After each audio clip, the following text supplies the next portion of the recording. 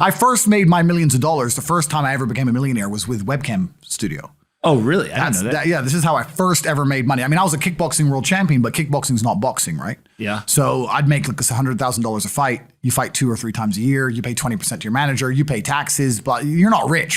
So you get like 30 to 40% of the money. Yeah. And I didn't consider myself rich, like 30, 40 grand chunks, twice a year, maybe 3 times a year, living in London.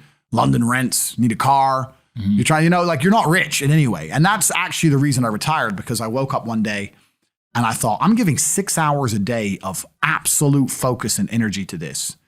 And I believe I'm smart enough that if I put that much tenacity into something else, I can be a multimillionaire. I truly believed that. I was like, I've realized now I've reached the pinnacle of kickboxing. My choice is either to change over to MMA, which I was offered to do earlier in my career, but at the time, the kickboxing contract paid more money. I had to pay the bills, so I went with kickboxing. Change over to MMA, learn to wrestle, change over to UFC, blah, blah, blah. But this is also like 7, 8 years ago where even the UFC didn't pay the money it pays now. But the UFC still doesn't pay that much money from what I understand. No, if you're like top 5 or champion, yeah. But most of the dudes you're going to see there in the prelims, they're getting 10 grand a fight, 9 grand a fight. It's nothing, right? So it'd be like starting my career all over again. And at the age of 28, I thought, I don't have the gumption to start again. I've been through hell for this. I've broken my hand 8 times. My ribs have been broken. I don't want to do this all over again. So what do you do when you realize that, hey, maybe I don't want to keep fighting? I decided to get rich. What does that mean to you? When you're sitting there, you're getting, $30,000, $40,000 kind of net on a per fight basis.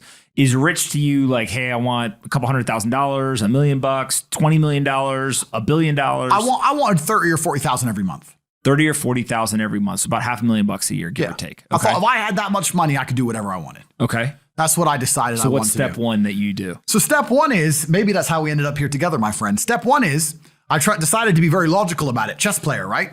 So it's like, I want money. What is money? How do banks work?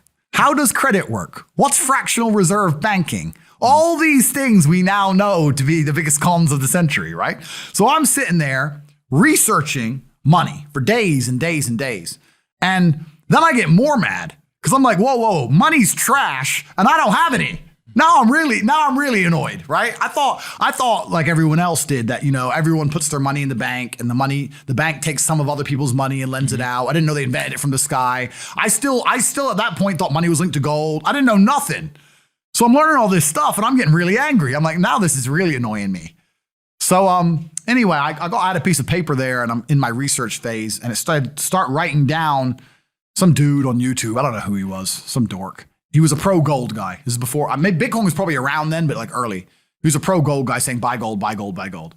And he was saying the difference between an asset, a liability, et cetera, et cetera. So I started trying to write down what I had. I was like, I have an apartment, I have a BMW. I'm in good shape, but I already use that for fighting. What can I do? I can play chess. I'm just writing down the things I have and what I'm good at. And then I kind of realized, I was like, I've got like 8 girlfriends. But because I was traveling the world, and if you win, you get a ring girl. It's kind of like she's banging the winner, right? You win a world title, you get to choose the ring girl you want. It's pretty easy, right? So I had a girlfriend in Slovakia, I had a girlfriend in France, I had a girlfriend in England, all these girlfriends. Do they know about each other? No. Okay. But they find out pretty soon. So I had all these girlfriends, so I'm like, maybe I could open a strip club and like be a pimp, and, be a gangster about it, And then that opening strip club that's literally the first thing you thought about was open a strip club? Well, I thought I have these beautiful girls. How can this is before like Twitch existed. So I was like, what can I do with these hot girls? I was like, it's just an asset, right? There's these girls and a lot of them were messaging me. They thought I was this millionaire world champion. They all wanted to come London, live with me and thought I was a big boy millionaire and all this stuff.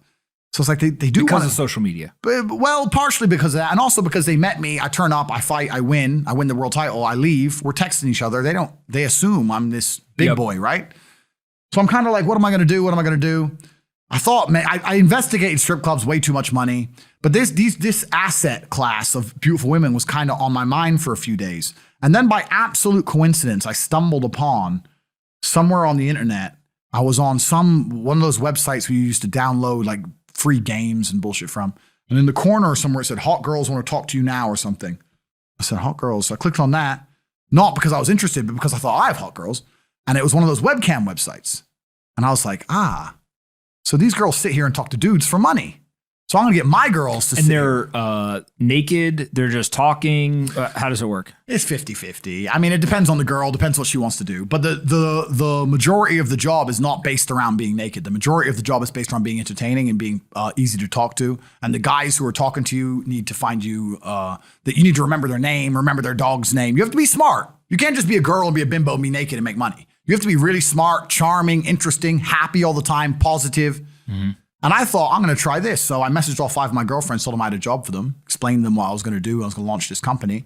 4 of them agreed. All 4 flew in, sat around the same table. They were all like, who's she, who's she, who's she? I'm like, well, you're all my girlfriends. 2 more left. And then 2 stayed. And that was the beginning of my little attempt at a webcam empire. And I put the girls there. And my role in it all was I did all the tech side of stuff, which was the first thing, of course. And then also, and I get called a pimp a lot. But and the reason I use the term is because I don't see it as a negative term. I see it as positively inspirational and motivating person. I'd motivate the girls. I'd make sure they did their job properly. If they had a bad day online, I'd come up with a good excuse for them. Oh, it's been a football game. It's been really busy. Don't worry. You're so beautiful. Don't be upset. You did better than her. You did the best today. I keep everything organized, put the schedules together, all that kind of stuff. And is it hard? It's hard because women have to want to work for you. Okay. Women have to want to obey you. That's what's hard. And you don't do that. This is one of the biggest misconceptions. I really want to clear this up. People in the movies and stuff, pimps are like aggressive, mean men. Complete opposite. Pimps are more like James Bond. James Bond's a pimp. He sleeps with a girl to get information. He doesn't care about her. He is absolutely and utterly a pimp. He doesn't hit her. He makes her love him. She does what he wants. He uses sex as a weapon to reward her, and then he disappears. That James Bond is absolutely and utterly a pimp. So I say pimp because everyone calls me a pimp online, tries to go, haha, you're a pimp, they're going to get offended. It's like, no, beautiful women wanted to work for me, and they wanted to work for me because I displayed supreme competence. And they knew if they worked for me, they'd make a lot of money. So whenever I was out, I'd meet a waitress and say, well, you're working 10 hours a day for pennies. You can work 10 hours a day for me, make 10 grand a month, 20 grand a month. And over time, I just built up this big little empire of webcam girls. At one point, I had 4 locations, 75 girls working for me.